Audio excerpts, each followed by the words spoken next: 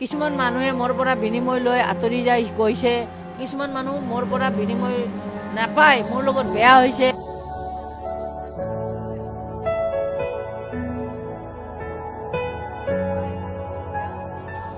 সময় সলনি হ'ল, দিনবোৰ বাগৰিল, কিন্তু কিছুমান দাগ, কিছুমান স্মৃতি আৰু কিছুমান বিষাদ বুকুৰ পৰা কেতিয়াও আঁতৰি নাযায়। আজিৰ পৰা ঠিক 3 বছৰ পূৰ্বে 2023 চনৰ 16 মে'ৰ সেই অভিশপ্ত দিনটোৱেই অসমবাসীক স্তব্ধ কৰি পেলাইছিল। নগাঁৱৰ জখলাবন্ধাৰ ৰাষ্ট্ৰীয় ঘাইপথত এক ৰহস্যজনক পথ দুৰ্ঘটনাত প্ৰাণ হেৰুৱাইছিল অসম আৰক্ষীৰ চকুৰ মণি, লেডী সিংঘম ৰূপে পৰিচিত SI জোনমণি ৰাভাই। জোনমণিৰ এই ৰহস্যজনক মৃত্যুৰ আজি 3টা বছৰ সম্পূৰ্ণ হৈ উঠিল।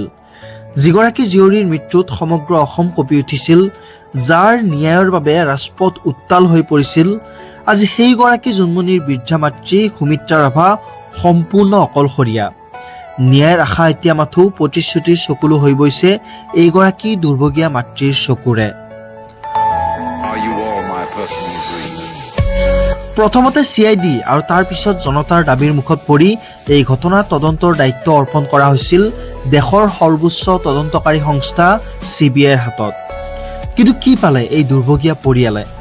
CBIৰ চূড়ান্ত প্ৰতিবেদনক ইয়াত কেৱল এটা সাধাৰণ দুৰ্ঘটনা বুলি অভিহিত কৰি ফাইল বন্ধ কৰি দিয়া হ'ল। আৰু অৱশেষত টকাৰ অভাৱ, শাৰীৰিক অসুস্থতা আৰু মানুহৰ সহায় নোপোৱাৰ বাবেই আজিৰ পৰা 2 বছৰ পূৰ্বে আদালতৰ পৰা গোচৰ প্ৰত্যাহাৰ কৰিবলৈ বাধ্য হৈছিল জোনমণিৰ দুৰ্ভগীয়া মাতৃয়ে। দুখৰ বোজা ইমানতে শেষ হোৱা নাছিল।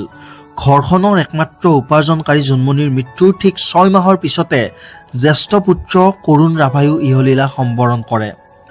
দুটাকৈ সন্তানক হেৰুৱাই জীৱন্ত মৃতদেহৰ দৰে জীয়াই থকা এগৰাকী মাতৃক CBIয়ে প্ৰতিশ্ৰুতি দিছিল পৰিয়ালৰ এজনক চাকৰি দিয়া হ'ব, জোনমণিৰ জব্দ কৰা ধন, মোবাইল, লেপটপ সকলো ঘূৰাই দিয়া হ'ব।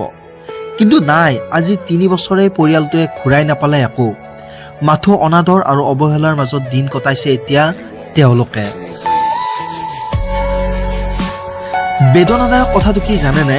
জোনমণিৰ নামত থকা দক্ষিণ গাঁওস্থিত বাসগৃহৰ কাষৰ মাটিখিনিৰ ওপৰতো এতিয়া চকু পৰিছে একাংশ স্বাৰ্থপৰ লোকৰ। জোনমণিৰ নামৰ মাটিখিনি বিক্ৰী কৰিবলৈ একাংশ সুবৰীয়া আৰু অসাধু চক্ৰই দৈনিক হেঁচা প্ৰয়োগ কৰি আহিছে এইগৰাকী অকলশৰীয়া মাতৃক। আনকি এতিয়া নিজৰ সুৰক্ষাৰ বাবেও হাহাকাৰ কৰিবলগীয়া হৈছে এই মাতৃগৰাকীয়ে। যিগৰাকী জীয়ৰীয়ে দেশ আৰু দহৰ বাবে কাম কৰি শ্বহীদৰ দৰে প্ৰাণ হেৰুৱালে, তেওঁ মৰণোত্তৰ মৰ্যাদা পোৱাটো দূৰৰে কথা, আজি তেওঁৰ বৃদ্ধা মাতৃয়ে সুৰক্ষা আৰু অধিকাৰৰ বাবে চকু পানী টুকিবলগীয়া হৈছে। ইয়াতকৈ ডাঙৰ পৰিতাপৰ বিষয় জানো কিবা আৰু থাকিব পাৰে? আজি জোনমণি ৰাভাৰ 3য় মৃত্যুবাৰ্ষিকীত আমাৰ চেনেলৰ তৰফৰ পৰা তেওঁলৈ সহস্ৰ প্ৰণাম জনালোঁ আৰু ভগৱানৰ ওচৰত প্ৰাৰ্থনা জনাইছোঁ যাতে এই দুৰ্ভগীয়া মাতৃগৰাকীয়ে অতি সোনকালে ন্যায় আৰু মানসিক শান্তি লাভ কৰে। আপোনালোকেও বেলেগ কৰিব নোৱাৰিলেও অন্তত এই মাতৃগৰাকীৰ বাবে এটা ভিডিঅ'টোত লাইক কৰি ভাল কমেণ্ট এটা কৰি ভিডিঅ'টো শ্বেয়াৰ নিশ্চয় কৰিব পাৰিব। ধন্যবাদ।